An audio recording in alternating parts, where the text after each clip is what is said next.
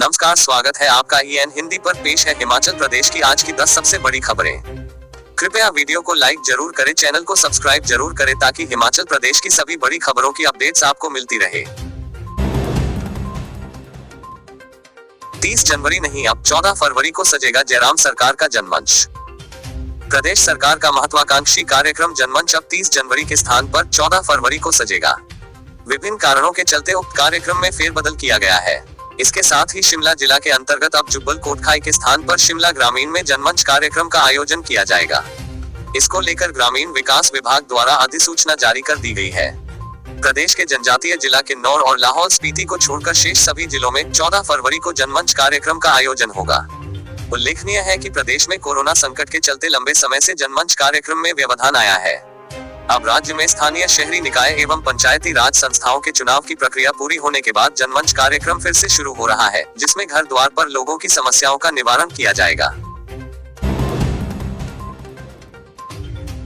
Corona virus in Himachal Pradesh में 39 नए positive मरीज। हिमाचल प्रदेश में शुक्रवार को कोरोना वायरस के 39 नए मामले आए हैं। वहीं लगातार 2 दिनों से किसी कोरोना से किसी पॉजिटिव मरीज की जान नहीं गई है, जो कि प्रदेश के लिए राहत की खबर है। मंडी 9, कांगड़ा 2, शिमला 9, ऊना 7, सोलन 3, सिरमौर 3, कुल्लू 4, बिलासपुर और चंबा में एक नया मामला आया है।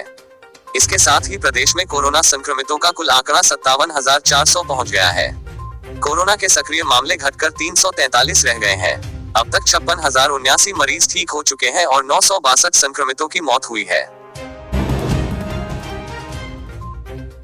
गांवों के विकास के लिए देंगे हर संभव मदद, मुख्यमंत्री हिमाचल जयराम ठाकुर।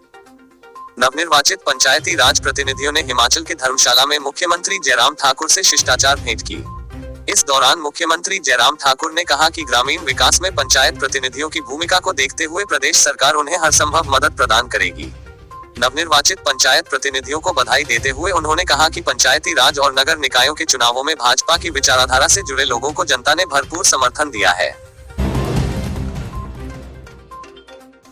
हिमाचल बोर्ड एग्जाम, अब 4 मई को नहीं होंगी बोर्ड कक्षाओं की परीक्षाएं, शेड्यूल बदलने के निर्देश। हिमाचल प्रदेश में 10वीं और 12वीं कक्षाओं की राज्य स्कूल शिक्षा बोर्ड की वार्षिक परीक्षाएं अब 4 मई की जगह 20 अप्रैल से शुरू होंगी। बोर्ड की ओर से बीते दिनों जारी परीक्षा शेड्यूल में प्रदेश सरकार ने बदलाव करने के निर्देश दिए हैं। पूर्व निर्धारित प्रस्ताव से अब करीब 2 सप्ताह पहले परीक्षाएं लेने की तैयारी है। उच्च शिक्षा निदेशालय और स्कूल शिक्षा बोर्ड के बीच इसको लेकर औपचारिकताएं पूरी की जा रही है। उधर 10वीं और 12वीं कक्षा की प्री बोर्ड परीक्षाएं 8 से 20 मार्च के बीच सुबह के सत्र में होंगी। 25 मार्च तक परिणाम घोषित होंगे। इनके 8 अप्रैल से 17 अप्रैल तक प्रैक्टिकल होंगे।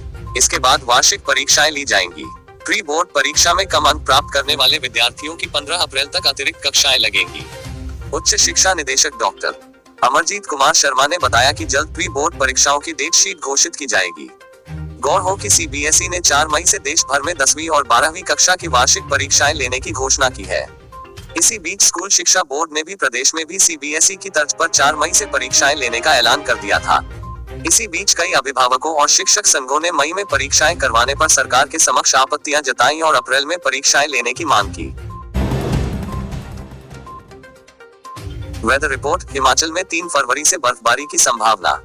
प्रदेश में दिन के मुकाबले रातें ज्यादा ठंडी हो रही हैं। पहाड़ी क्षेत्रों में न्यूनतम तापमान माइनस में पहुंच गया है। ज्यादातर शहरों का पारा 0 के करीब बना हुआ है। हिमाचल के सभी क्षेत्रों में आगामी 2 फरवरी तक मौसम साफ रहेगा। 3 व 4 फरवरी को उच्च पर्वतीय क्षेत्रों के किन्नौर, लाहौल स्पीति, चंबा और कुल्लू के कुछ क्षेत्रों में बर्फबारी के आसार हैं, जबकि अन्य इलाकों में मौसम साफ रहने का पूर्वानुमान है। मौसम विभाग के मुताबिक पर्यटन स्थलों शिमला, कुफरी, मनाली व डलहौजी इत्यादि में फिलहाल बर्फबारी होने के आसार नहीं है। ऐसे में इन पर्यटन स्थलों में सैलानियों को बर्फबारी के लिए अभी और इंतजार करना पड़ेगा। हिमाचल में प्रवासी पक्षियों की मौत का आंकड़ा 4,989 पहुंचा। हिमाचल प्रदेश के पौंग बांध क्षेत्र में बर्ड फ्लू से शुक्रवार को 3 और प्रवासी पक्षियों की मौत हो गई है। मरने वाले प्रवासी पक्षियों में 2 बार हेडेड गीज और 1 ग्रे लेग गूज शामिल है।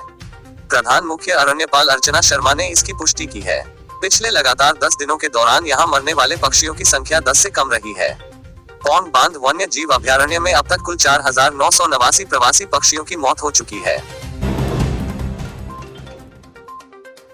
हिमाचल में 1 फरवरी से 50% कैपेसिटी के साथ खुलेंगी लाइब्रेरीज। हिमाचल प्रदेश में 1 फरवरी से 50% कैपेसिटी के साथ लाइब्रेरियों को खोलने के निर्देश शिक्षा विभाग की ओर से जारी कर दिए गए हैं। इसके तहत राज्य व जिला की लाइब्रेरियों को कोविड के प्रोटोकॉल का पालन करते हुए खोलने को कहा गया है। लाइब्रेरी में केवल 50% पाठकों को ही आने की अनुमति होगी। इसके अलावा लाइब्रेरी में सभी को मास्क पहनना होगा तथा 2 गज की दूरी का ध्यान रखना होगा। विभाग ने इस दौरान स्टाफ को लाइब्रेरी को सुचारू तौर पर सैनिटाइजेशन करवाने के निर्देश दिए हैं। इसके साथ ही लाइब्रेरी के मुख्य द्वार पर सैनिटाइजर की व्यवस्था करने को भी कहा है। लाइब्रेरी खोलने के 10 दिन बाद विभाग मामले पर समीक्षा करेगा और उसके बाद इसमें कैपेसिटी बढ़ाने को लेकर कोई फैसला लिया जा सकता है। बता दें कि प्रदेश में 1 फरवरी से summer vacation school, ITI, polytechnical व इंजीनियरिंग कॉलेज खुल रहे हैं, जिसको लेकर विभाग की ओर से पहले ही SOP जारी कर दी गई है। पावर में रहने की इच्छा नहीं, जनता बोलेगी तो 7वीं बार भी बनूंगा मुख्यमंत्री। हिमाचल प्रदेश के पूर्व मुख्यमंत्री वीरभद्र सिंह चुनाव न लड़ने संबंधी अपने बयान से पूरी तरह पलट गए हैं। शनिवार को उन्होंने कहा कि विधानसभा चुनावों में पार्टी से प्रचार करेंगे और चुनाव भी लड़ेंगे। जीत के बाद 7वीं बार भी मुख्यमंत्री भी बनेंगे। कहा कि उन्होंने पूरी जिंदगी कांग्रेस पार्टी का सच्चा सिपाही बनकर जनता की सेवा की है। आज भी पार्टी की मजबूती के लिए पूरे जोश के साथ जनता के बीच जा रहे हैं। पूर्व CM एवं अर्की के विधायक वीरभद्र सिंह ने कुठार राजमहल में प्रेस वार्ता के दौरान कहा कि पार्टी को नुकसान पहुंचाने वाले कुछ विरोधियों से आहत होने पर उन्होंने हल्के फुल्के लहजे में विस चुनाव नहीं लड़ने की बात कही थी। इसे गंभीरता से न लिया जाए। उनका राजनीति से संन्यास लेने या न लेने का फैसला भविष्य के गर्भ में छिपा है। DGP ने थपथपाई पुलिस की पीठ, 31 अफसरों को सम्मान। DGP संजय कुंडू ने दक्षिण रेंज के किन्नौर, शिमला, सोलन, सिरमौर और पुलिस जिला बद्दी को नगर निकाय, नगर पंचायत और पंचायती राज संस्थाओं के चुनावों का सफल संचालन करने के लिए बधाई दी है। DGP ने शिमला, सोलन, सिरमौर, किन्नौर और बद्दी के SP समेत 31 अधिकारियों को सम्मानित किया है। मिड डे मील वर्करों को स्वस्थ होने का पर्चा देने पर मिलेगी स्कूल में एंट्री। कोरोना संकट को देखते हुए प्रारंभिक शिक्षा निदेशालय ने बच्चों के लिए दोपहर भोजन बनाने वाले वर्करों को खुद के पूर्ण स्वस्थ होने की सेल्फ डिक्लेरेशन देने के बाद ही स्कूलों में प्रवेश देने का फैसला लिया है। वीरवार को जारी SOP में प्रारंभिक शिक्षा निदेशालय ने जिला और ब्लॉक स्तर के शिक्षा अधिकारियों को यह सुनिश्चित करने के लिए कहा है कि दोपहर भोजन बनाने के लिए आने वाले वर्कर कोरोना संक्रमित नहीं होने चाहिए। स्कूल में आने से पहले उनसे खुद के और परिवार के लोगों के पूर्ण रूप से स्वस्थ होने का सेल्फ डिक्लेरेशन लिया जाए। थर्मल स्क्रीनिंग के बाद ही उनको स्कूल में प्रवेश दिया जाए। वर्करों का तापमान रोजाना नोट किया जाए। प्रारंभिक शिक्षा निदेशक शुभकरण सिंह ने कहा है कि दोपहर भोजन बनाने वाले वर्कर नेल पॉलिश या आर्टिफिशियल नाखून न लगाएं। भोजन बनाते समय घड़ी, अंगूठी, चूड़ियों और अन्य प्रकार की ज्वेलरी का प्रयोग न करें। भोजन बनाने वाले स्थान में सफाई रखी जाए। बच्चों को उचित दूरी में बिठाया जाए। अगर 5वीं और 8वीं कक्षा के विद्यार्थी अधिक हैं तो उन्हें अलग अलग समय पर उचित शारीरिक दूरी बनाते हुए भोजन परोसा जाए। भोजन बनाने वाले वर्कर अपने सिर को पूरी तरह से ढक कर रखें। हाथों में दस्ताने पहने और फेस मास्क का प्रयोग भी करें। ग्रीष्मकालीन स्कूलों से 5वीं और 8वीं कक्षा के विद्यार्थियों को 1 फरवरी और शीतकालीन स्कूलों में 15 फरवरी से मिड डे मील देना शुरू होगा। उधर 1 से 4 और 6, 7वीं कक्षा के विद्यार्थियों को पहले की तरह की राशन घरों पर दिया जाएगा। बंगाना की तुरगाल खड्ड में नर कंकाल मिलने से मचा हड़कंप, पुलिस जांच में जुटी। बंगाना उपमंडल के तहत सुकयाल पंचायत के भयाम्बी के समीप तुरगाल खड्ड में एक नर कंकाल मिला है। शुक्रवार को क्षेत्र के किसी व्यक्ति ने उक्त खड्ड में एक कंकाल देखा जो कि आधा पानी में पड़ा था। इसकी सूचना संबंधित पंचायत के उपप्रधान को दी और फिर पुलिस को सूचित किया गया।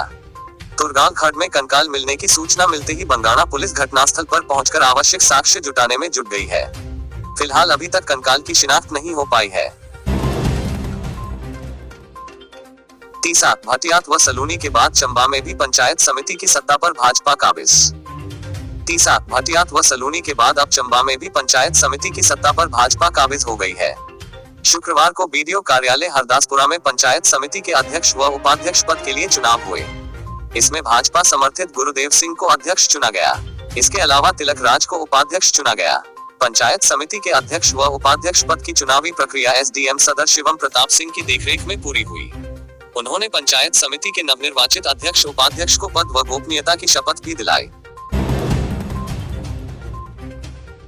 JBT के 13 पदों पर बैचवाइज भर्ती के लिए साक्षात्कार की तिथि तय। हमीरपुर जिला में JBT शिक्षकों के कुल 13 पदों पर बैचवाइज भर्ती के लिए 17 और 18 फरवरी को प्रारंभिक शिक्षा उपनिदेशक कार्यालय हमीरपुर में साक्षात्कार लिए जाएंगे। प्रारंभिक शिक्षा उपनिदेशक बी के नड्डा ने बताया कि 17 फरवरी को हमीरपुर जिला के पात्र अभ्यर्थियों के साक्षात्कार होंगे, जबकि 18 फरवरी को अन्य जिलों के उम्मीदवारों के साक्षात्कार लिए जाएंगे। उन्होंने बताया कि विभिन्न रोजगार कार्यालयों से प्राप्त सूची के अनुसार पात्र अभ्यर्थियों को साक्षात्कार के लिए पत्र भेज दिए गए हैं। इन उम्मीदवारों की सूची प्रारंभिक शिक्षा उपनिदेशक कार्यालय की वेबसाइट पर भी डाल दी गई है। आवेदन प्रपत्र, आवश्यक दस्तावेजों और शैक्षणिक योग्यता से संबंधित अधिक जानकारी के लिए इस वेबसाइट के अलावा प्रारंभिक शिक्षा विभाग की वेबसाइट पर भी लॉगिन किया जा सकता है। आबकारी विभाग ने कसा शिकंजा, 3 मामलों में वसूला 1.97 लाख रुपए जुर्माना। राज्य कर व आबकारी विभाग वृत्त डमटाल ने 3 अलग अलग मामलों में 1,97,164 रुपए बतौर जुर्माना वसूल किए हैं। सहायक आयुक्त राज्य कर व आबकारी वृत्त डमटाल बाबू राम नेगी ने बताया कि विभागीय टीम ने सहायक राज्य कर व आबकारी अधिकारी राकेश कुमार व सुशील कुमार निरीक्षक दल के साथ डमटाल के तहत एक स्टील प्लांट में दबिश दी। इसमें बिना बिल के माल पकड़ा गया। उद्योग मालिकों द्वारा कोई बिल पेश न करने पर विभाग ने 1,08,864 रुपए उद्योग से जुर्माना वसूला। वहीं क्षेत्र में रूटीन निरीक्षण के तहत इंदौरा में JN के नंबर के ट्रक में भरे गए गत्ता का चालक बिल पेश नहीं कर पाया, जिसके चलते ट्रक चालक से मौके पर ही 25,000 रुपए बतौर जुर्माना वसूला गया। इसी तरह विभाग ने पैसेंजर गुड्स टैक्स PGT के तहत निरीक्षण के दौरान बिना कागजात के वाहनों को चलाने और टैक्स जमा न करवाने वाले वाहन चालकों पर कार्रवाई करते हुए 63,300 रुपए बतौर जुर्माना वसूल किया। नगरोटा बगवा में GS बाली ने पलटी बाजी, रिजल्ट में 1 वोट की गेम से भाजपा के उड़े होश। बगवा खंड कार्यालय परिसर स्थित पंचायत समिति हाल में शुक्रवार को हुए पंचायत समिति अध्यक्ष और उपाध्यक्ष चुनाव में कांग्रेस ने हारी हुई बाजी जीतकर भाजपा को बड़े नाटकीय ढंग से चित किया। स्थानीय SDM शशिपाल नेगी की देखरेख में हुए चुनाव में भाजपा की ओर से जीत सोनी और कांग्रेस की ओर से अंजना ने अध्यक्ष पद के लिए पर्चा दाखिल किया। अंजना ने 1 मत से जीत हासिल कर भाजपा को पछाड़ दिया। दूसरी और उपाध्यक्ष पद के लिए हुए चुनाव में कांग्रेस के अमित कुमार ने 2 मतों के अंतर से भाजपा के शक्ति चंद को पीछे छोड़ दोनों पद कांग्रेस की झोली में डाल दिए। बर्ड फ्लू, प्रदेश में बाहरी राज्यों से आने वाले पोल्ट्री और मीट पर 1 सप्ताह और बड़ा प्रतिबंध। हिमाचल प्रदेश में बाहर से पोल्ट्री और मीट आदि लाने पर लगे प्रतिबंध को 1 सप्ताह आगे बढ़ा दिया गया है। सरकार ने स्थिति को ध्यान में रखते हुए फैसला लिया है, जिसके चलते अभी प्रतिबंध जारी रहेगा। बताया जाता है कि पड़ोसी राज्य हरियाणा व पंजाब में स्थिति संवेदनशील बनी हुई है, जहां से हिमाचल को भी चिकन व ब्रॉयलर लाए जाते हैं। क्योंकि हिमाचल इन्हीं 2 राज्यों पर इसके लिए निर्भर करता है, तो यहां पर प्रतिबंध लगाया हुआ है। बर्ड फ्लू के चलते इस तरह की कार्रवाई की जा रही है। हिमाचल प्रदेश के पौंग जलाशय में साइबेरियन प्रवासी पक्षियों के मरने के बाद यह सिलसिला शुरू हुआ है। इसके चलते कई राज्यों में अलर्ट है और वहां पर बर्ड फ्लू के चलते सुरक्षा के कदम उठाए जा रहे हैं। हिमाचल प्रदेश में भी यह कार्रवाई चल रही है, जहां पर लगभग 4,000 प्रवासी पक्षी मर चुके हैं। यहां पौंग क्षेत्र पूरी तरह से सील है। वहीं जिला कांगड़ा में एहतियातन कई कदम उठाए जा रहे हैं, क्योंकि हरियाणा व पंजाब हिमाचल की सीमा से सटा है और इन राज्यों में सीमा के साथ लगते क्षेत्रों में बड़े बड़े पोल्ट्री फार्म हैं, जहां से हिमाचल को चिकन व ब्रॉयलर सप्लाई किए जाते हैं। यहाँ पर प्रतिबंध के चलते वहां से ये सामान नहीं लाया जा रहा है, जिससे यहाँ स्थानीय पोल्ट्री फार्मों पर दबाव बढ़ गया है।